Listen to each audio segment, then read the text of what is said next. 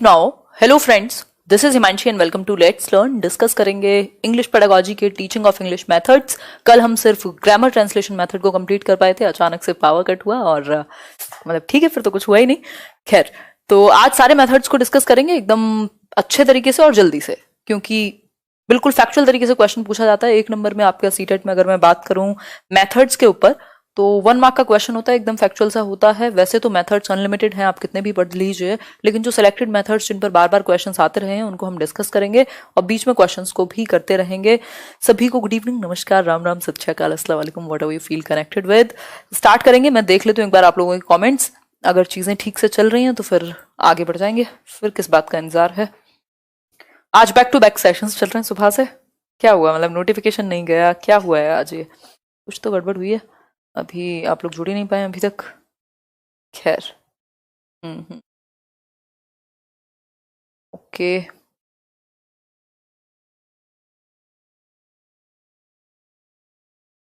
हाँ वो मैं करा दूंगी सीडी रिवीजन। चलिए आते हैं।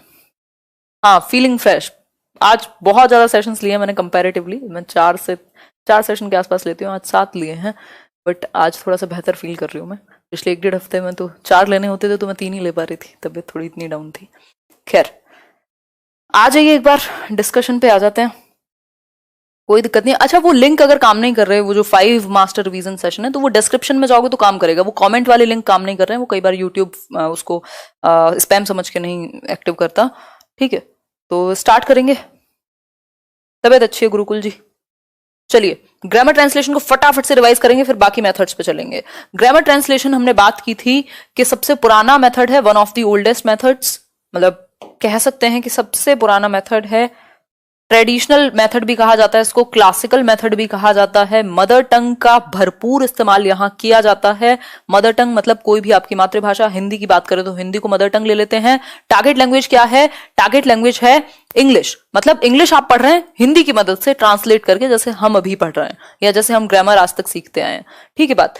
Beginning with the key skills of reading and grammar. Reading और ग्रामर पे बहुत ज्यादा जोर है। स्पोकन लैंग्वेज डेवलप नहीं हो पाती, इसलिए बच्चे को अगर वो पूरा लिटरेचर पढ़ के समझ जाएगा, राइटिंग में अच्छा हो जाएगा, एक्यूरेटली वो भाषा का इस्तेमाल करेगा, लेकिन प्रॉब्लम कहाँ आएगी? जैसे उसको कोई डायलॉग एनकाउंटर करना पड़ेगा, मतलब उसको कुछ बोलने की या कम्युनिकेशन की जरूरत पड़ेगी, तो वो वहां वीक फील करता है, क्योंकि इसमें मदर टंग का इस्तेमाल हुआ है। टारगेट लैंग्वेज तो सिखाई ही नहीं गई, क्योंकि अगर हम बात करें, हमने इंग्लिश सीख ली, हमें बहुत अच्छी इंग्लिश आती है, हम एसेज लिख सकते हैं, पढ़ सकते हैं, समझ सकते हैं, सुन के समझ सकते हैं, लेकिन जनरली क्या होता है, अगर कोई हिंदी मीडियम से जिसने पढ़ाई की है, जनरली कि हमें प्रॉब्लम होगी बोलने में। क्यों?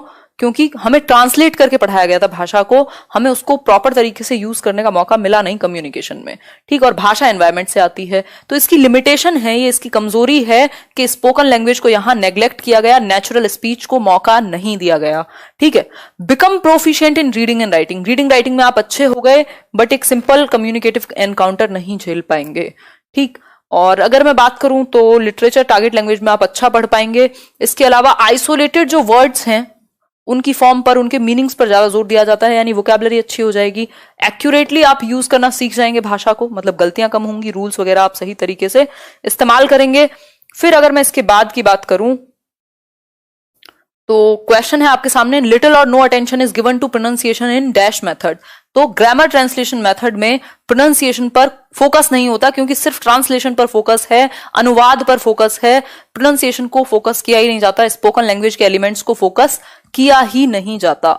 ठीक है, ये तो हुई एक बेसिक सी बात। ठीक, एसएलटी कई लोग पूछ रहे थे, तो ये सिचुएशनल लैंग्वेज टीचिंग कहेंगे इसको, सीएलटी है कम्युनिकेटिव लैंग्वेज टीचिंग, आगे डिस्कस करने वाले हैं। Grammar translation method of teaching English heavily relies on. किस चीज पर ये बेस्ड है? फटाफट से आंसर करके बताओ, किस चीज पर बेस्ड है? स्लो। अब इसके बाद स्लो चलेंगे, ये मेथड कल मैंने करा दिया था ना, इसलिए मैं इसको तेजी से रिवाइज करा रही हूं। हाँ, आज क्लास ठीक चल रही है, बहुत बढ़िया जी। ये हैवीली रिलाय करता है किस चीज पर? मीनिंग बेस्ड टीचिंग पर, मीनिंग बेस्ड टीचिंग पर। ठीक है, तो इसको ए को सही करना, बी को गलत कर देना, मैंने लास्ट टाइम शायद बी बताया होगा। ठीक है, तो मीनिंग पर फोकस रहता है। ट्रांसलेशन आप कब यूज करेंगे? जब आपको मीनिंग पता होगा, तो वोकैबुलरी या मीनिंग पर यहां ज्यादा फोकस रहेगा। आगे बढ़ जाएंगे नेक्स्ट क्वेश्चन पर।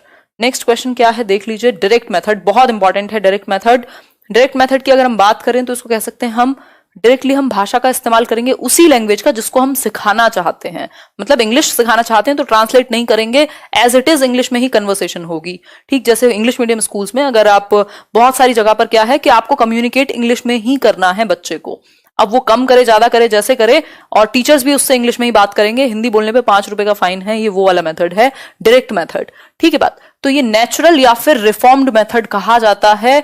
इसको ग्रामर ट्रांसलेशन का ऑपोजिट है ये। इसने टारगेट किया किसको? ग्रामर ट्रांसलेशन मेथड को, कि भाई ये तरीका सही नहीं है। ठीक, तो ये नेचुरल अप्रोच, मतलब सॉरी नेचुरल वे में यहां लैंग्वेज को सीखेगा बच्चा। ठीक है बात, डायरेक्ट मेथड है, डायरेक्टली आप टारगेट लैंग्वेज को यूज करेंगे। मदर टंग के यूज को डिस्करेज किया जाता है कि आप मातृभाषा को इस्तेमाल नहीं करेंगे, हिंदी बोलने पर 5 रुपए लगेंगे।